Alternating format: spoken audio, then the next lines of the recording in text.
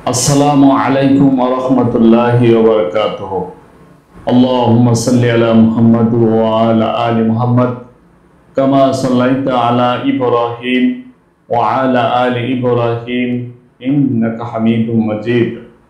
আল্লাহুম্মা বারিক আলা মুহাম্মাদ ওয়া আলা আলি মুহাম্মাদ কামা বারাকতা আলা ইব্রাহিম ওয়া আলা আলি ইব্রাহিম ইন্নাকা হামিদুম মাজিদ। أعوذ بالله من الشيطان الرجيم بسم الله الرحمن الرحيم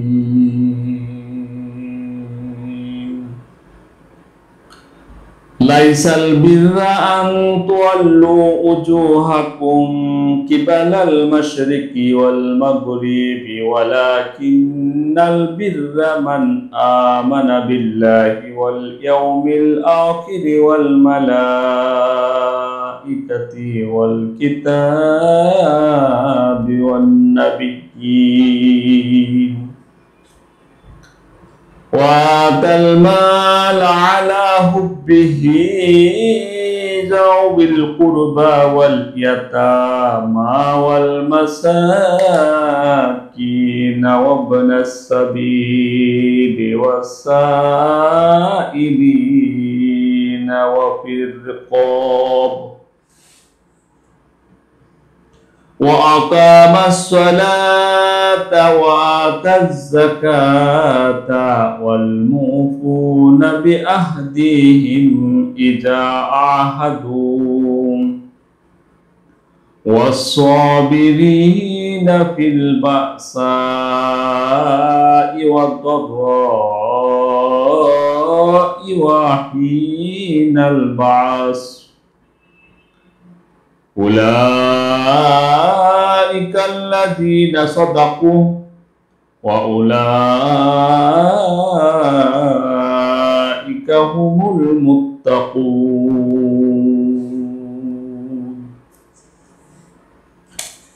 يا أيها الذين آمنوا كتب عليكم القصاص في القتلى الحر بالحر والعبد بالعبد والأنثى بالأنثى فمن عُفِيَ له من أخيه شيء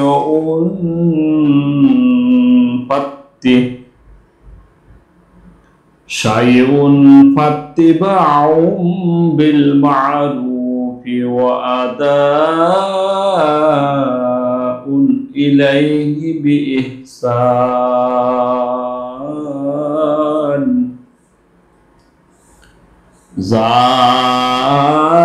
ذلك تخفيف من ربكم ورحمة فمن اعتدى بعد ذلك فله عذاب أليم ولكم في القصاص حياة يا أولي الألباب لعلكم تتقون كتب عليكم إذا حضر أحدكم الموت إن ترك خيرا الوصية للوالدين والأقربين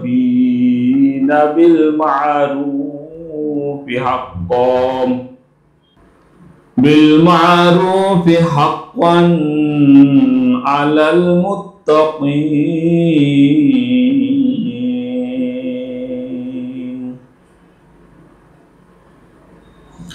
فمن بدله بعدما سمعه فإنما اسمه على الذين يبدلونه إن ইন্নাল্লাহা সামিউন আলীম।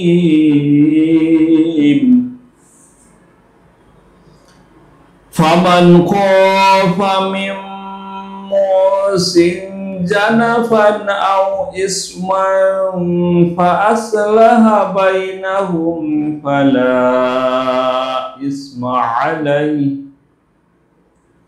ইন্নাল্লাহা গফুরুর রহিম।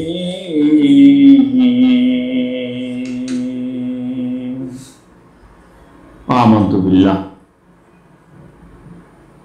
সমস্ত প্রশংসা সে মহান রব্বুল আলামিনের জন্য, যিনি আমাদেরকে সূরা আল বাকারার 22তম রুকুর আয়াতসমূহ পড়ার জন্য তৌফিক দান করেছেন।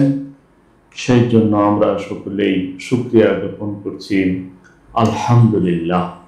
ইহার সাধারণ অর্থ হচ্ছে, এটাই সৎকর্ম নয় যে তোমরা তোমাদের মুখ ফিরাবে পূর্ব বা পশ্চিম দিকে, বরং সৎকর্ম হলো কেউ ঈমান এনেছে আল্লাহর প্রতি এবং শেষ দিবস, ফেরেশতাকুল, কিতাব ও নবীদের প্রতি, আর দান করেছে মাল সম্পদ তারই ভালোবাসায়, আত্মীয় স্বজন, ইয়াতীম, মিসকিন, মুসাফির, সাহায্য প্রার্থী ও দাস মুক্তির জন্য, আর প্রতিষ্ঠা করেছে সালাত এবং প্রদান করেছে যাকাত। আর যখন তারা ওয়াদা করেছে তা সম্পাদনকারী এবং তারা ধৈর্য ধারণকারী, অভাবে, রোগ সুখে ও যুদ্ধের কঠিন মুহূর্তে। এরাই তারা যারা সত্য অবলম্বন করেছে, আর এরাই হলো মুত্তাকি। হে যারা ঈমান এনেছ, তোমাদের উপর নিহতদের ব্যাপারে কিসাসের বিধান প্রদত্ত হয়েছে, স্বাধীন ব্যক্তি স্বাধীন ব্যক্তির বদলে এবং কৃতদাস কৃতদাসের বদলে, নারী নারীর বদলে। তবে কাউকে যদি কিছু ক্ষমা করে দেওয়া হয় তার ভাইয়ের পক্ষ থেকে, তখন অনুসরণ করতে হবে প্রচলিত বিধানের এবং ভালোভাবে তাকে তা প্রদান করতে হবে। এটা তোমাদের রবের পক্ষ থেকে সহজীকরণ ও বিশেষ দয়া।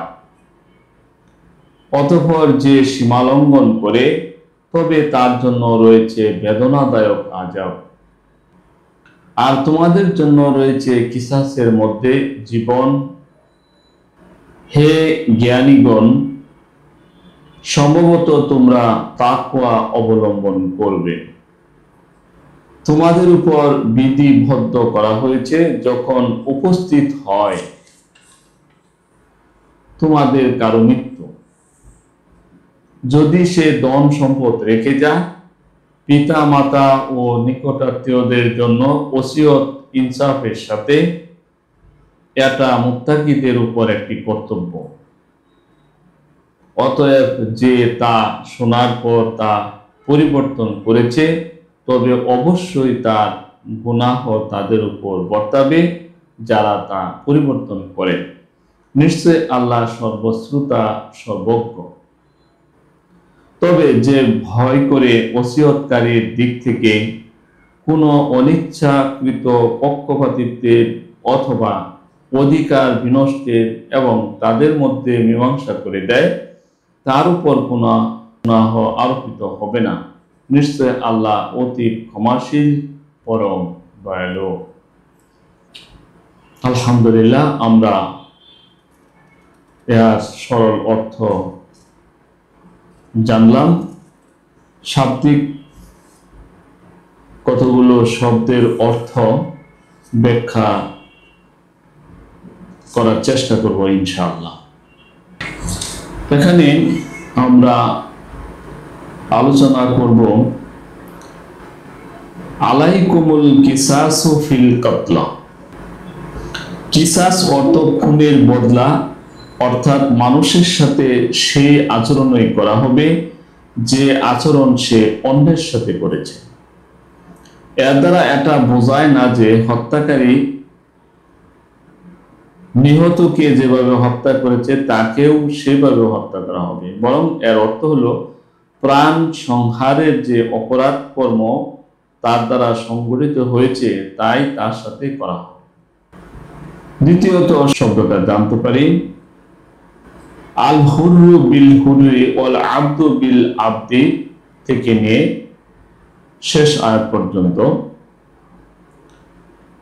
আয়ামে জাহেলিয়াতে লোকদের নীতি ছিল যে সমাজের কোনো সম্ভ্রান্ত ব্যক্তি যদি কোনো নিম্ন পর্যায়ের ব্যক্তির হাতে নিহত হতো তখন তারা মূল হত্যাকারীকে হত্যা করাকেই যথেষ্ট মনে করত না, বরং তারা চাইতো যে হত্যাকারীর গোত্রের তদ্রূপ কোনো সম্ভ্রান্ত ব্যক্তিকে হত্যা করা হবে অথবা হত্যাকারীর গোত্রের কয়েক ব্যক্তিকে এই জন্য তারা হত্যা করতে চাইত।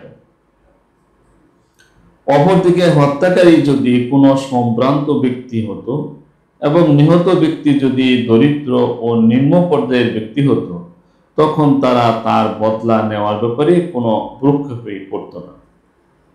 এই অবস্থা যে শুধু প্রাচীন জাহেলিয়া সমাজে বিদ্যমান ছিল তা নয়, বরং আজকের যুগে এই সমাজে যেসব জাতিকে শিক্ষিত, সংস্কৃতিবান ও সভ্য জাতি হিসাবে জানি সেসব জাতির সরকারি ঘোষণাপত্রেও কোনো প্রকার লজ্জা শরমের পরোয়া না করে এসব কথার ঘোষণা দেওয়া হয় যে আমাদের যদি একজন মারা যায় তবে আমরা হত্যাকারীর জাতির 50 জনের জীবন সংহার করব। এই ধরনের অনেক কথাই আমরা শুনতে পাই যে বিজিত জাতির আটককৃত বহু লোককে হত্যা করা হয়েছে। বিংশ শতাব্দীর একটা সুসভ্য জাতি তাদের একজন লোকের হত্যার পরিবর্তে প্রতিশোধ নিয়েছে সমগ্র মিশরবাসীর উপর। তাছাড়া তথাকথিত সুসভ্য জাতির বিধিবদ্ধ আদালত সমূহেও দেখা যায় যে হত্যাকারী যদি শাসক গোষ্ঠীর মধ্য থেকে হয়ে থাকে আর নিহত ব্যক্তি যদি শাসিতদের মধ্যকার হয়ে থাকে তাহলে বিচারালয়ের বিচারকও প্রাণদণ্ডের সিদ্ধান্ত দিতে ইতস্ত করে থাকে। এসব অন্যায় অবিচারের পথ বন্ধ করার জন্য আল্লাহ রাব্বুল আলামিন এই বিধান জারি করেছেন। আল্লাহ তাআলা ইরশাদ করেন যে নিহতের পরিবর্তে শুধুমাত্র হত্যাকারীর জীবনই সংহার করা হবে। এটা দেখার প্রয়োজন নেই যে হত্যাকারী কোন পর্যায়ের আর নিহত ব্যক্তি বা কোন পর্যায়ের লোক। হাক্কান আলাল মুত্তাকিন, এটা মুত্তাকিদের উপর একটি কর্তব্য। এখানে এর নির্দেশ তখন পর্যন্ত ফরজ নির্দেশ হিসাবে বহাল ছিল যখন পর্যন্ত ওয়ারিসি সম্পদ বন্টনের কোনো বিধান নাজিল হয়। তখন প্রত্যেকের উপর তাদের ওয়ারিসদের অংশ নির্দিষ্ট করে ওসিয়ত করা বাধ্যতামূলক ছিল, যাতে তার মৃত্যুর পর তার বংশধরদের মধ্যে পরস্পর ঝগড়া বিবাদ না হয় এবং কোনো হকদারের হক বিনষ্ট না হয়। অতঃপর যখন মিরাসি সম্পত্তি বন্টনের জন্য আল্লাহ রাব্বুল আলামিন একটা নীতিমালা নির্ধারণ করে দিলেন যা সূরা নিসাতে আসবে, তখন ওসিয়ত ঐচ্ছিক বিধানের অন্তর্ভুক্ত হয় এবং রাসূল সাল্লাল্লাহু আলাইহি ওয়াসাল্লামের মূলনীতি নির্ধারণ করে দিলেন যে ওয়ারিসদের যাদের মিরাস আল্লাহ তাআলা নির্দিষ্ট করে দিয়েছেন তাতে ওসিয়তের দ্বারা কম বেশি করা যাবে না। আর ওয়ারিস ভিন্ন অন্যদের জন্য সমস্ত সম্পত্তির 1/3 বেশি ওসিয়ত করা যাবে না। আর মুসলমান ও কাফির একে অপরের ওয়ারিস হতে পারবে না। এই ব্যাখ্যামূলক নির্দেশনা দানের পর এই আয়াতের মূল উদ্দেশ্য এটাই স্থির হয় যে মানুষ তার সম্পদের কমপক্ষে 2/3 এজন্য রেখে দিবে যে তার মৃত্যুর পর তা বিধান অনুযায়ী তার ওয়ারিসদের মধ্যে বণ্টিত হতে পারে।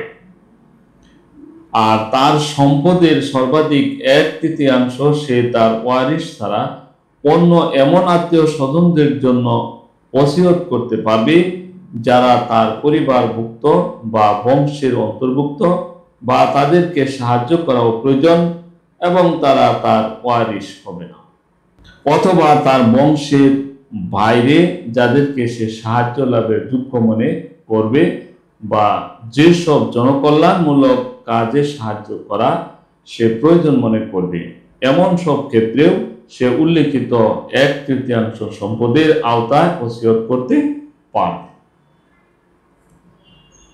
ওসিয়তের এই বিধানটি যদি যথাযথ পালিত হতো তবে মিরাস বন্টনের ব্যাপারে অনেক প্রশ্নেরই সহজ সমাধান হয়ে যেত।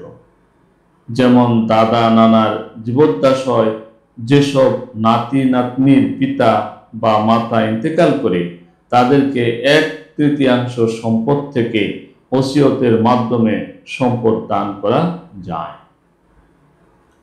উক্ত আলোচনা থেকে আমরা যা শিখতে পারি তা হচ্ছে আল্লাহর নির্দেশের আনুগত্যই হলো সৎকর্মের মূল কথা। কিবলার দিক নিয়ে বিতর্কে জড়িয়ে পড়তে কোনো কল্যাণ নেই। আল্লাহর নির্দেশেই প্রথমত বাইতুল মুকাদ্দাস কিবলা হয়েছে, আবার তার নির্দেশেই কাবা কিবলায় পরিণত হয়েছে, আর কিয়ামত পর্যন্ত এটাই কিবলা থাকবে। যেহেতু নবী রাসূলের আগমন ধারা চিরতরে রুদ্ধ হয়ে গেছে, তাই কিবলা পরিবর্তন হওয়ার সম্ভাবনাও আর নেই। 2 নম্বর শিক্ষা, আল্লাহর উপর ও আখিরাতের উপর ঈমানকে মজবুত করতে হবে, দৃঢ় করতে হবে। 3 নম্বর শিক্ষা, ফেরেশতা, আসমানি কিতাবসমূহ ও নবী রাসূলের উপর দৃঢ় ঈমান রাখতে হবে। চতুর্থ যে শিক্ষা পাই তা হচ্ছে নিজের সম্পদ থেকে সাধ্যমতো আল্লাহর মহব্বতে আত্মীয় স্বজন, ইয়াতিম, মিসকিন তথা নিঃসম্বল, মুসাফির, দরিদ্র, সাহায্য প্রার্থী ও দাস মুক্তির জন্য দান করতে হবে। 5 নম্বর যা আমরা শিখতে পারি তা হচ্ছে সালাত কায়েম করার জন্য যথাসাধ্য চেষ্টা করতে হবে। 6 নম্বর শিক্ষা, যাকাত ফরজ হলে অবশ্যই তা কোরআনে বর্ণিত বিধান অনুযায়ী পরিশোধ করতে হবে। 7 নম্বর, কারো সাথে প্রতিশ্রুতি দিলে তা পূরণ করার জন্য আপ্রাণ চেষ্টা করতে হবে। 8 নম্বর যে আমরা শিক্ষা লাভ করতে পারি তা হচ্ছে রোগ সুখ, দুঃখ দুর্ন, বিপদ মুসিবত এবং জিহাদের সঙ্গীন মুহূর্তে আল্লাহর উপর দৃঢ় বিশ্বাস রেখে ধৈর্য ধারণ করতে হবে। আর উপরোল্লিখিত সৎকর্মই মুত্তাকি হওয়ার একমাত্র পথ। 9 নম্বর শিক্ষণীয় বিষয় হচ্ছে যেহেতু আল্লাহর কালাম অনুযায়ী কিসাসের মধ্যে মানুষের জীবনের নিরাপত্তা নিহিত, তাই কোরআনের এ বিধান সহ সকল বিধানের বাস্তবায়ন কল্পে সংগ্রাম চালিয়ে যেতে হবে। 10 নম্বর যা শিখতে পারি, নিজ সম্পদের 1/3 থেকে ওসিয়ত করার বিধান কার্যকরী করতে হবে। আল্লাহর এসব বিধান কোনো মতেই পরিবর্তনের কোনোই অবকাশ নেই। মহান রব্বুল আলামিন আমাদের এই আজকের আলোচনা থেকে যা আমরা শিখলাম তা আমাদের ব্যক্তিগত জীবনে, পারিবারিক জীবনে, সামাজিক জীবনে এবং আমাদের দেশের রাষ্ট্রীয় জীবনে পালন করার জন্য আল্লাহ আমাদের সবাইকে তৌফিক দান করুন।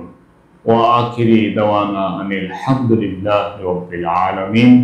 আসসালামু আলাইকুম ওয়া রাহমাতুল্লাহি ওয়া বারাকাতুহু।